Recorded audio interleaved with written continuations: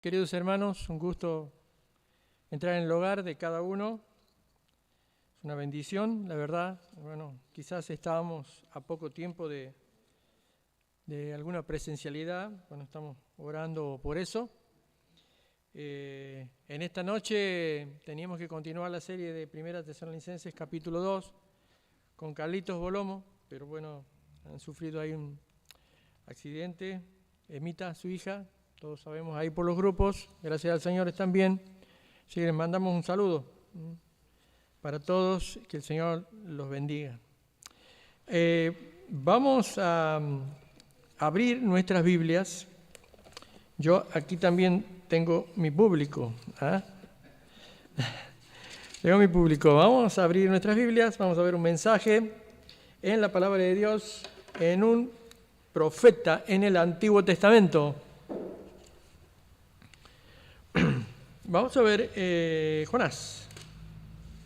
En el libro de Jonás, capítulo 1, dice así: vino palabra de Jehová a Jonás, hijo de Amitai, diciendo: levántate y ve a Nínive, aquella gran ciudad, y pregona contra ella, porque ha subido su maldad delante de mí. Y Jonás se levantó para huir de la presencia de Jehová a Tarsis y descendió a Jope, y halló una nave que partía para Tarsis. Pagando su pasaje, entró en ella para irse con ellos a Tarsis, lejos de la presencia de Jehová. Pero Jehová hizo levantar un gran viento en el mar, y hubo en el mar una tempestad tan grande que se pensó que se partiría la nave, y los marineros tuvieron miedo, y cada uno clamaba a su Dios. Y echaron al mar los enseres que había en la nave para descargarla de ellos. Pero Jonás había bajado al interior de la nave y se había echado a dormir. Y el patrón de la nave se le acercó y le dijo: ¿qué tienes, dormilón? Levántate y clama a tu Dios, quizás porque Él tendrá compasión de nosotros y no pereceremos. Bueno, vamos a orar. Después vamos a seguir leyendo algunos versículos más. Señor, te damos gracias. En esta noche podemos abrir tu palabra, compartirla. Buscamos, Señor, mediante la oración poder entenderla y practicarla, conocerte aún más a través de ella. Oramos en el nombre de Cristo Jesús. Amén. Jonás es uno de los profetas más populares en el Antiguo Testamento. No busquen, pero en 2 Reyes capítulo 14 ahí se lo empieza a mencionar, a principios del reinado de Jeroboam II, que era un rey del norte. Fue muy popular porque él predijo a principios de este reinado la expansión material y de tierras de Israel. Por lo tanto, este tipo de predicciones siempre son muy populares. Entonces Jonás era un profeta muy famoso. No así, por ejemplo, en otro contexto lo era Jeremías, que Jeremías vivía en algún sentido amonestando hacia la disciplina a Israel. Ahora, esta prosperidad es interesante darla a conocer. Fue en un tiempo donde el reino más poderoso era Asiria. Asiria había conquistado, venía invadiendo a todos los rincones ahí del imperio, pero el reino del norte, digamos que momentáneamente se había salvado porque había problemas políticos internos en Asiria. Esto fue que la invasión se detuvo, y en este momento fue que el Israel del norte comenzó a crecer. Ahora, en lo que es el contexto geográfico histórico, esto es muy importante, como un primer principio práctico en cuanto a nuestra oración a Dios. El éxito material y el éxito de tierras fue contraproducente para Israel. ¿Por qué? Porque el éxito material trajo bancarrota espiritual. Hicieron que Israel se apartó de Dios. Muchas veces nosotros podemos llegar a pedirle al Señor en el sentido de que los recursos materiales o los bienes o el éxito económico quizás puede como fomentar nuestra espiritualidad. En este caso no fue así. Fue entonces que dos profetas que eran contemporáneos, por el lado del 790 o el 750 a.C., dos profetas contemporáneos a Jonás como lo fueron Amós y Oseas, ellos predijeron que en décadas futuras Israel iba a ser llevado al cautiverio. Amós dijo que Israel iba a ser llevado, todo Israel del norte, más allá de Damasco. Pero Oseas dijo con nombre y apellido que sería Asiria. Aquel reino que se había detenido momentáneo políticamente, ahora ese Asiria, décadas después, iba a venir y iba a invadir, iba a llevar a todo Israel. Ahora, ¿por qué es que yo digo esto? Digo esto para que ustedes puedan entender por qué este Jonás, profeta del Señor, fue el único profeta que huyó, ¿no? Huyó del mandato específico o de la misión de Dios. Muchas veces se cree que él huyó por cobardía. Lo que hizo Jonás fue ir hasta Jope, tomó una nave fenicia y desde allí él huyó hacia Tarsis. No confundan con Tarso. Tarsis queda a la otra punta del Mediterráneo, al sur de España, distante 4.000 kilómetros. Es interesante que en el mundo antiguo se creía que cuando una persona, por supuesto pagana, huía del templo donde se le adoraba a Dios, cuando más lejos se iba, cuando más se alejaba de la presencia de ese templo, ese Dios, menos influencia tenía ese Dios, que podía estar enojado. Antes se creía eso, ¿no? No sé si Jonás habrá pensado esto, pero él se iba a ir 4.000 kilómetros, ¿no? El lugar de Jerusalén, donde estaba, o el reino del norte, donde se adoraba a Dios, ¿no? A veces, cuando un creyente se aleja de corazón de Dios, que a veces quiere ir lo más lejos posible de la influencia de Dios, que es la iglesia, se aleja mucho de la iglesia, y así se va cada vez enfriando más y más. Bueno, este Jonás huía. Ahora, junto cuando él huía y tomaba esa nave fenicia a través del Mediterráneo, juntamente Dios estaba preparando en una playa un gran pez. Jonás no iba a ir lejos, ¿no? No iba a ir lejos. A veces esto nos muestra de un modo práctico lo que significa la desobediencia a Dios. Jonás iba a ser disciplinado, ¿no? Por su desobediencia a huir de la voluntad de Dios, de la presencia de Dios, iba a ser puesto en una prueba enorme, ¿no? Y a veces eso nos pasa a nosotros cuando huimos del llamado específico de Dios por diferentes motivos. Entonces viene la disciplina de Dios o viene la prueba de Dios. ¿Qué podríamos decir acerca de esto? Entonces, cuando no queremos hacer la voluntad de Dios, queremos huir de Dios, ya Dios prepara un pez o prepara una prueba. ¿Por qué? Porque Él es un Dios amoroso, porque Él es un Dios soberano y Él siempre quiere lo mejor para vos y para mí. Y en esto consiste la prueba, en hacernos volver al propósito de Dios de una manera amorosa, pero muchas veces la prueba incluye, ¿qué cosa? Sufrimiento. Y este Jonás huía, dice, de la presencia de Dios. Ahora, este Jonás también tipifica, ¿qué cosa? Tipifica la desobediencia de Israel. ¿Por qué huía Jonás también? Cuando nosotros somos desobedientes a Dios, a veces tenemos motivos justificados. Porque muchas veces decimos, no puedo porque no tengo tiempo, porque estoy trabajando todo el día, o no me queda tiempo para orar o para mi ministerio, y no me queda tiempo para cumplir el llamado de Dios, o tenemos miedo, o tenemos inseguridades, y estas inseguridades son un obstáculo para cumplir el llamado de Dios, o tenemos prejuicios. Ahora, ¿por qué huía Jonás? La clave es esta. Jonás estaba siendo llamado a predicar, ¿a quién? A los asirios.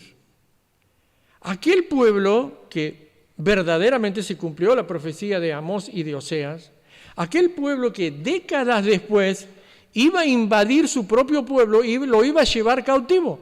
Entonces el verdadero sentido de que por qué Jonás no quería ir a predicar, porque él no quería ir a predicar a ese pueblo que iba a invadir a su pueblo. Tenía un nacionalismo muy fuerte, entonces Jonás decía, no, yo no voy a ir a predicar a ese lugar. Son indignos de la misericordia de Dios. Miren lo que van a hacer, van a cautivar a nuestro pueblo. Entonces por eso huyó, no huyó por cobarde. Tenía esos prejuicios en su mente. Los mismos prejuicios, temores o inseguridades que a veces nos invaden a nosotros. ¿Para qué? Para no cumplir con la voluntad de Dios. Y él estaba dispuesto a todo para no obedecer al llamado de Dios. ¿Hay algo más importante que obedecer al llamado de Dios? No, no hay nada más importante, porque Dios es soberano. El llamado de Dios es particular para cada uno de nosotros. Ahora, esta también es una fuerte amonestación. ¿A qué cosa? A la falsa espiritualidad de Israel, a la falsa espiritualidad de Jonás. Él todavía no había entendido la soberanía de Dios. Dios es soberano, Él hace como Él quiere. Pero también estaba mostrando la infidelidad de Israel. ¿Sabe? Lo había nombrado el profeta Oseas. Al profeta Oseas se le mandó a casarse con una prostituta. ¿Para qué? Para mostrarle a él en carne propia lo que significaba la prostitución espiritual para Dios. Él le dijo a Oseas, ¿te duele en sobremanera esta mujer que te abandona? Así también a mí me duele el corazón, como Israel, mi pueblo, me abandona. Ahora, estos versículos que nosotros hemos estado viendo ahora tipifican el corazón de Jonás. Mientras todos estaban desesperados en la nave, marineros fenicios muy experimentados, eran el pueblo que mejores barcos hacía en el Mediterráneo, muy experimentados, estaban asustados por lo tremendo que era la tormenta. Y todos desesperados iban y tiraban las cosas para aligerar el barco. De pronto ellos comenzaron a clamar cada uno. ¿Y qué es lo que hacía Jonás? Bueno, Jonás estaba durmiendo abajo de la nave. ¿Saben qué significa eso en un creyente? Indiferencia espiritual, frialdad espiritual, falta de compasión, especialmente a aquellos que no tienen al Señor Jesús en su corazón y necesitan de tener una relación con Él. Así estaba el corazón del profeta.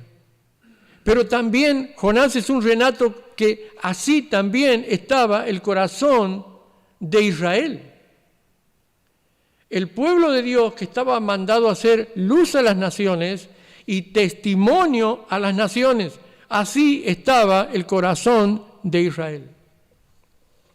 Ahora, yo quiero decirte algo, presta bien atención.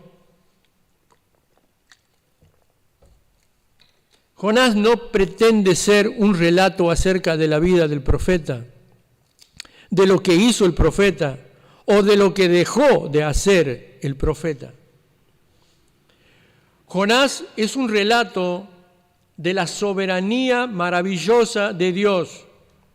Dios es soberano sobre todas las cosas. Él controla todas las cosas. Quiero decirte que Él puso el barco, que Él hizo la tormenta, que en su soberanía dice que echaron suerte para ver quién era la causa del problema. La suerte cayó. Alguno diría, oh casualidad. No fue oh casualidad, fue la soberanía de Dios. Dios trajo un gran pez desde las profundidades para tragar a Jonás. Luego ese pez lo botó en la arena. El viento recio, la calabacera, todo fue producto de la soberanía de Dios. Dios siempre tiene un propósito, no importa las circunstancias tan difíciles que sean. ¿Sabe? Cuando pienso en el libro de Jonás, pienso que Dios tenía que restaurar el corazón de Jonás. Como ciertamente Dios también tiene que restaurar el corazón de cada uno de nosotros. Muchas veces estamos en pruebas. Nuestra falta de sensibilidad, nuestra falta de compasión. Pero hay algo sobre todas las cosas que está muy resaltado en el capítulo 2, cuando Jonás está en el vientre del gran pez. Lo primero que Dios quería restaurar en el corazón de Jonás era una vida de oración y de dependencia a Dios.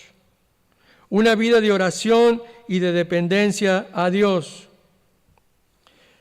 Tal es lo que le hizo pasar a través de esta prueba, que Jonás luego puede decir, la salvación viene de Jehová. La obediencia viene después. El carácter de Dios fijado en la vida de Jonás vino después, pero esos momentos en el pez fueron de verdad, fueron tremendos en la vida de Jonás. Él iba a tener otra perspectiva acerca de la soberanía de Dios y de la obediencia. Ahora miren qué interesante esto, ¿no? Versículo 8 dice, entonces le dijeron ellos, decláranos ahora por qué nos ha venido este mal, y comienzan una serie de preguntas. ¿Qué oficio tienes? ¿De dónde vienes? ¿Cuál es tu tierra? ¿De qué pueblo eres? Y mire lo que él respondió. Mira, ponga mucha atención lo que respondió. Dice, soy hebreo y temo a Dios, Dios de los cielos, que hizo el mar y la tierra.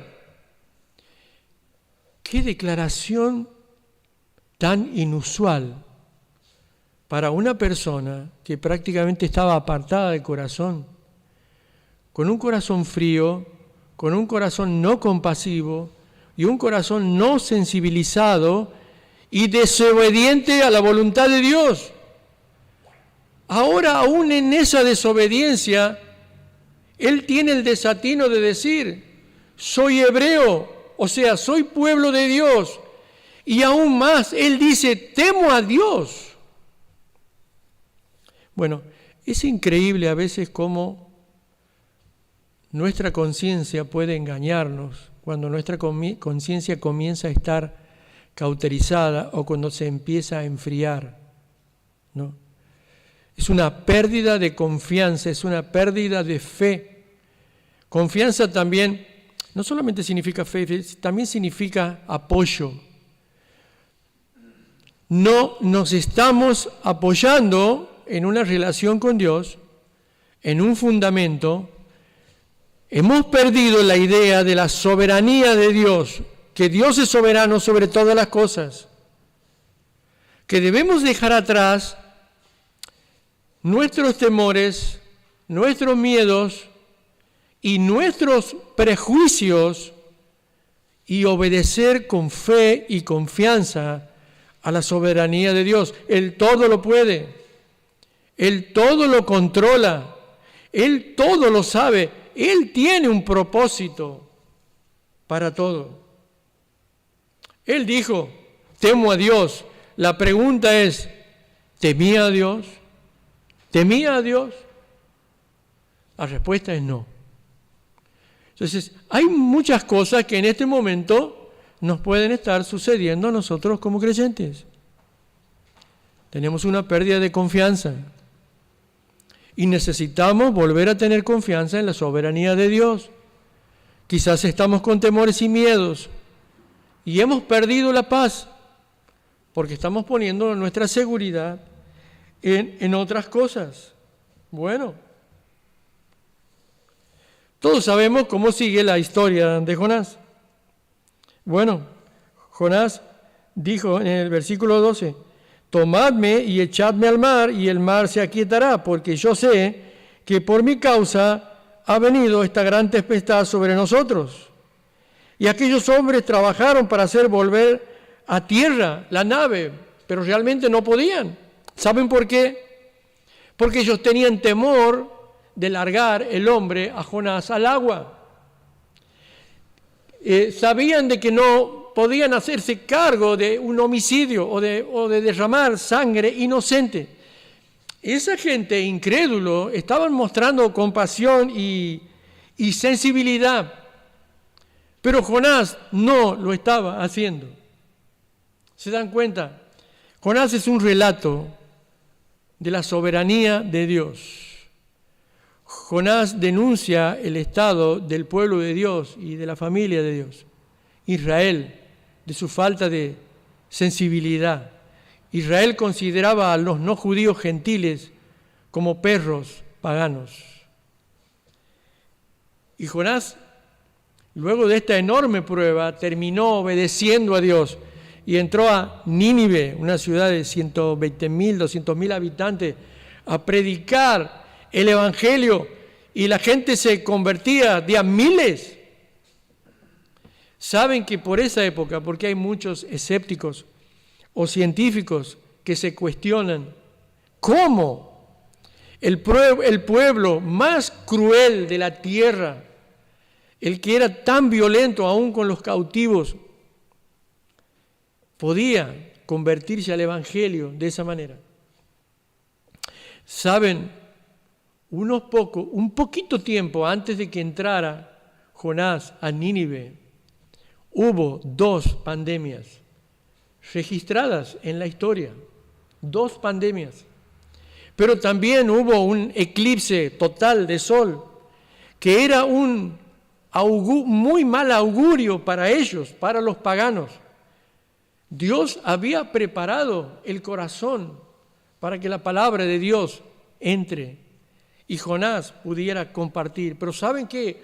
Casi hasta el último momento, en el relato de Jonás, Jonás esperó a que Dios se arrepintiera, a que no hubiera respuesta por parte de este pueblo pagano, para que no aceptaran el Evangelio. Aún en su corazón no estaba la semilla de la misericordia. Pero ¿sabes qué? Dios es soberano. Dios es soberano a veces sobre nuestros prejuicios, sobre nuestros miedos, sobre nuestras inseguridades. Dios es soberano. Él tiene el control de todas las cosas. Pero quiero que pienses esto. Aún a veces en nuestra desidia o indiferencia, Dios sigue esperándonos. Y nos da el privilegio de estar en la obra y nos espera, porque su amor es infinito, su amor nos persigue, su amor nos rodea, su amor es paciente. Porque ¿sabe qué? Dios está diciendo, mira, el llamado es para vos.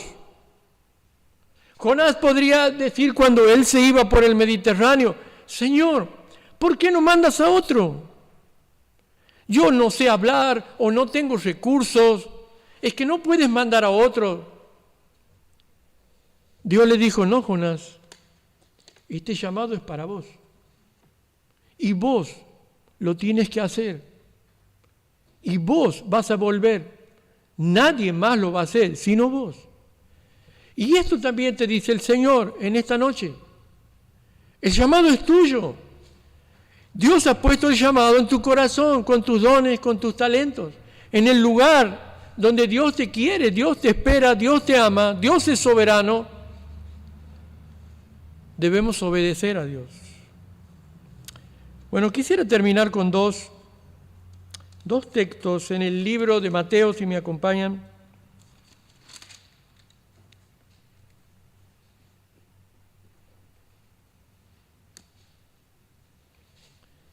Dice así Mateo capítulo 8 y versículo 18.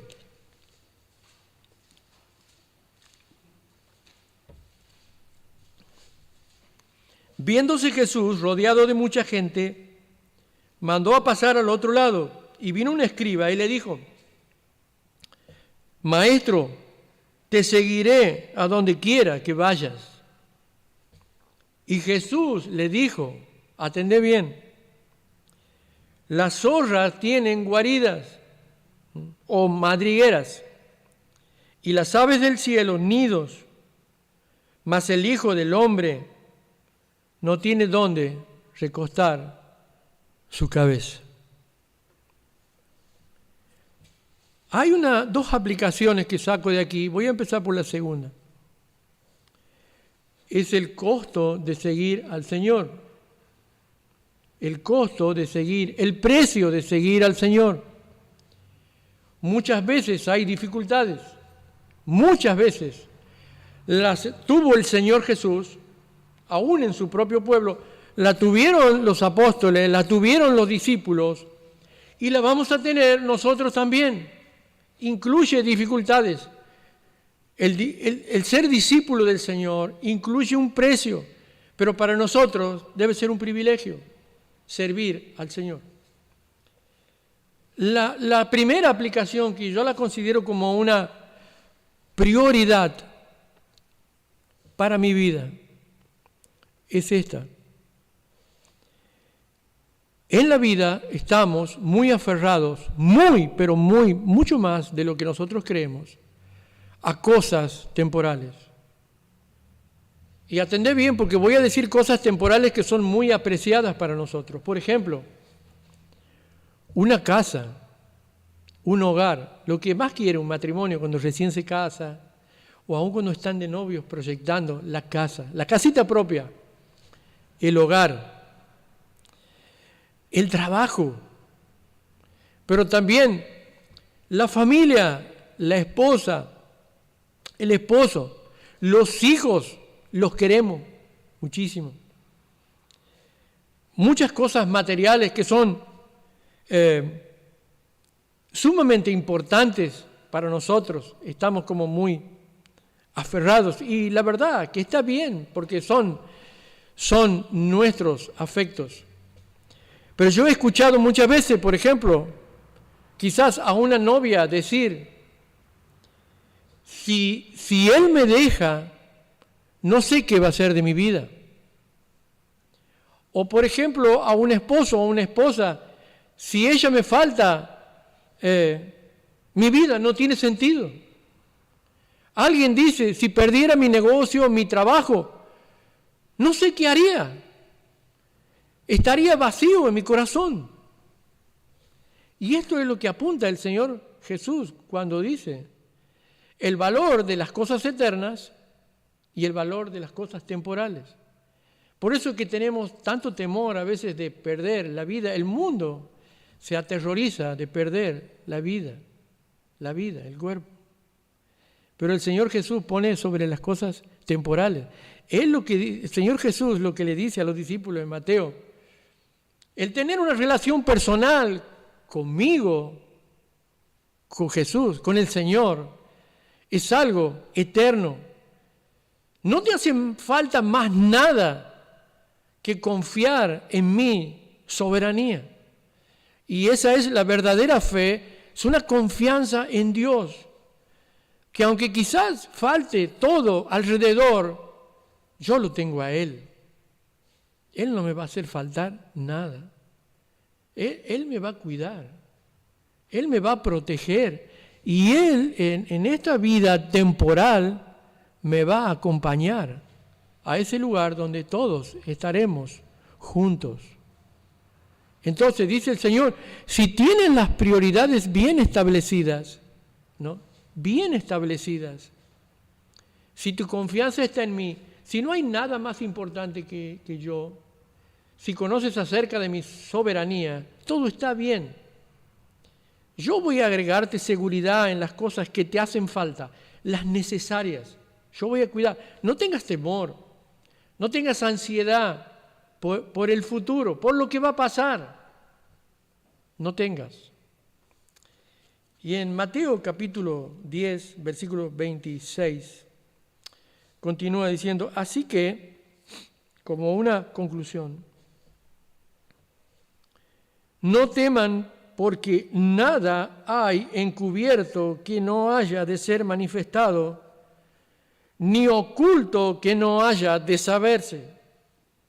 Hay muchas preguntas que se hacen hoy en día con respecto a lo que está pasando, a nuestro presente, a lo que viene, al futuro, al sufrimiento, a la salud, a los negocios, al comercio, todo. Preguntas que traen a veces ansiedad. Pero Dios dice, no temas, porque el juicio de Dios va a sacar a la luz todo va a sacar a la luz. Aquellos que no han querido recibir el mensaje del Evangelio van a pasar por el juicio de Dios. Y todo lo oculto y lo que han hecho va a salir a la luz. No te pongas ansioso por eso. Dios es soberano, Él controla, Él ve todo, absolutamente todo. Nada hay sin que Dios lo permita o lo controle. Pero también no solamente el juicio de Dios. Versículo 27 dice, lo que os digo en tinieblas, decidlo en la luz, y lo que oís al oído, proclamarlo desde las azoteas. ¿No? Y Jesús, reunido con sus discípulos, de la misma manera que Jesús nos habla ahora a nosotros, en nuestra recámara, en nuestro hogar, en nuestras oraciones, que nos está hablando por su palabra, y Él nos está llamando, y Él está diciendo, lo que yo te hablo al oído, proclamalo a las gentes. La palabra del Evangelio, de las buenas nuevas que yo les he enseñado, dígalo a viva voz, para que todos conozcan. Pero dice aquí, versículo 28, no teman a los que matan el cuerpo, porque el alma no pueden matar. Tengan miedo más bien al que puede destruir el alma y el cuerpo en el infierno. El cuerpo, querido hermano, querida hermana, es temporal.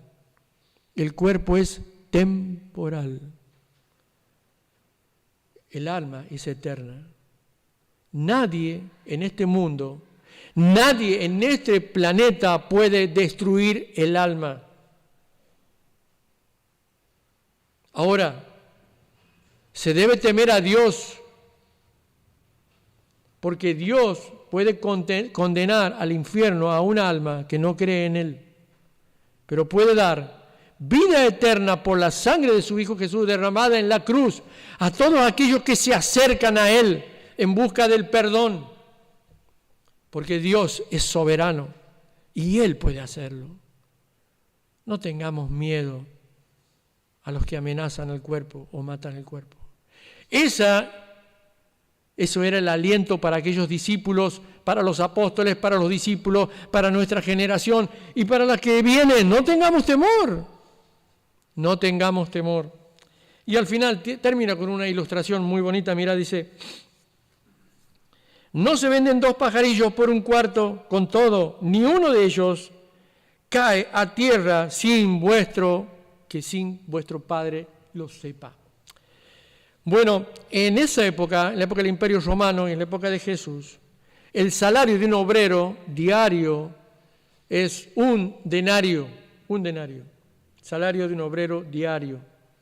Ahora, ese salario se podía dividir en 16 partes, y cada parte era un as, se llamaba un as. Hemos perdido noción de esto porque ya ni sabemos lo que es un centavo. Es como para esa época era centavo. Y estos pajaritos, que probablemente hayan sido aves, se vendían en el mercado, eran muy baratitos y los comían, eran ricos, probablemente hayan sido avecillas.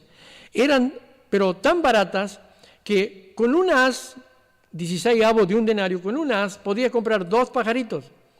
Y con 2 ases te vendían, dice ahí, 5 pajaritos. O sea, eran 4 más 1 de regalo, 5. Y esta ilustración que nos hace el Señor, cuando Él dice, ni un pajarito escapa a la soberanía de Dios. Mire qué reflexión tan profunda. Dios sabe soberanamente qué hace cada pajarito en este planeta. Dios sabe a dónde van, a dónde vienen. Él les provee de la comida. un principio práctico también. Cuidado con lo que haces con la creación y cómo tratas a los animalitos. Dios los ama, Dios los cuida, Dios los protege, Dios los alimenta. Pero hay algo aún más profundo todavía. Dios sabe dónde están y dónde van a estar en el futuro. Dios no tiene un preconocimiento de las cosas, sino que Él tiene una relación íntima con el objeto o con las personas, íntima. Sabe lo que hacemos, lo que pensamos y lo que vamos a hacer. Dios vela por los pajaritos. Ahora mirad, dice así: pues aún vuestros cabellos están todos contados, así que no temáis, más valéis vosotros que muchos pajaritos. Bueno, esto es increíble, que Dios sepa cuál es el número de nuestros cabellos y que Él sabe perfectamente su soberanía cuando aún cae un pelo de cualquier persona en este planeta. Esa es la sabiduría de Dios, ese es el poder de Dios, ese es el increíble conocimiento de Dios de todas las cosas. Ahora, la reflexión es esta: si Dios ama de esta manera a los pajaritos, ¿te imaginas cuánto te ama Dios a vos y me ama a mí? Nos ama con un amor perfecto, absoluto, paciente. Ahora, ¿qué implicancias tiene en esta vida, no? Con nuestros miedos o nuestras inseguridades a veces que nos dificultan para hacer el llamado de Dios y para obedecer a Dios. Nuestros prejuicios. Este es el concepto de fe. Fe significa apoyo y Dios quiere que nos apoyemos en Él.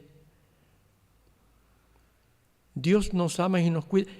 Nada, absolutamente nada sucede ahora en nuestras vidas y va a suceder sin que Dios no lo permita. Él lo sabe todo y lo permite. Y si lo permite, Él tiene un propósito. Y si Él nos deja, tiene un propósito. Y si Él nos lleva, Él tiene un propósito. Por eso puedes entender que Romanos capítulo 8 dice que a los que aman a Dios, todas las cosas cooperan para bien. Jonás todavía no había entendido esto, pero vos lo has entendido. Tu fe es confianza, tu fe es apoyo. Este apoyo está sobre el Señor Jesús. A veces nuestro apoyo son cosas materiales, nuestra seguridad está en personas y no está en Él, o en cosas temporales, pero esas cosas temporales a veces son sacadas del medio y nuestra fe no debe fallar, nuestra fe está puesta sobre el fundamento. Por eso la palabra de Dios te dice a vos, me dice a mí, nadie puede poner otro fundamento que no sea el Señor Jesús. Por eso en esta noche podemos ir en oración y decirle al Señor: Señor, tú eres soberano sobre todas las cosas. Vamos a terminar orando desde aquí y también ahí agachando nuestras cabezas en cada hogar y dándole gracias al Señor. Padre amado, tú, Señor, eres Dios poderoso, omnipotente, altísimo. Un Padre bueno, misericordioso y paciente. Señor, tú sabes todas las cosas. Tu sabiduría es tan inmensa y tan lejos del alcance de nuestra comprensión. Por eso tú quieres que nosotros nos volvamos obedientes. Muchas veces nos pides cosas que no podemos entender. Muchas veces nos pides cosas que nos dan temor, miedo o zozobra. Y huimos, Señor, de tu presencia y de tu llamado. A veces también podemos ver que nuestra confianza no se apoya en ti. Cuando hay cosas que salen de nuestra vida, que son cosas temporales, nuestra fe desmaya. En esta noche, Señor, queremos con humildad ir delante de ti y también en confesión y aprender esta gran lección que aprendió Jonás en el momento más crítico de su vida dentro del pez, que la salvación viene de Jehová, que Dios es soberano sobre todas las cosas, aun cuando pide cosas difíciles. Señor, perdona nuestros temores y nuestras inseguridades.